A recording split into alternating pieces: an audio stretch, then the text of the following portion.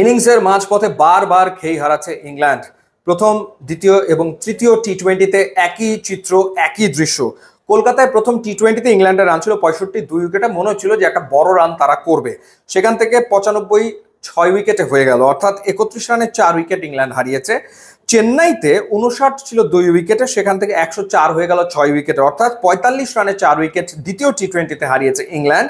এবং রাজকোটে 83 1 উইকেটে মনে হচ্ছিল যে অনায়াসে 200 পেরিয়ে যাবে, সেখান থেকে 115 হয়ে গেল 6 উইকেটে, অর্থাৎ 32 রানে 5 উইকেট তারা হারিয়েছে। বাঁচা মরার ম্যাচ ছিল ইংলিশদের জন্য, কারণ তারা আসলে 2-0 সিরিজে পিছিয়ে। এই ম্যাচ জিতলেই 2 ম্যাচ হাতে রেখে টি-20 সিরিজ জয় নিশ্চিত হয়ে যায় ইন্ডিয়ার।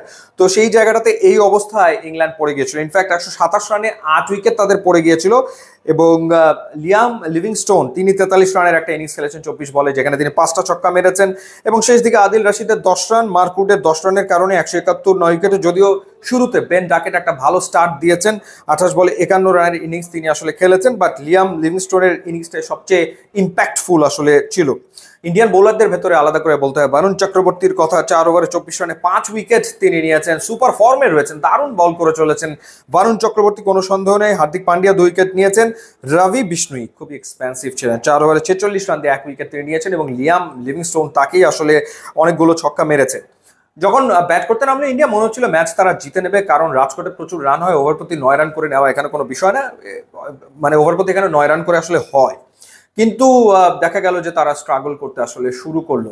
এবং দ্বিতীয় টি-20তে সেখানে আসলে তিলক ভার্মা তিনি আসলে সেভ করেছিলেন ভারতকে। দুর্দান্ত ইনিংস, 55 বলে 72 রানের ইনিংস। কিন্তু তিলক ভার্মা তো আর প্রতিদিন আসলে খেলবেন না। 5 ইনিংসে প্রথমবার তিনি আসলে আউট হলেন। তিলক ভার্মা শেষমেশ তিনি আসলে আউট হলেন।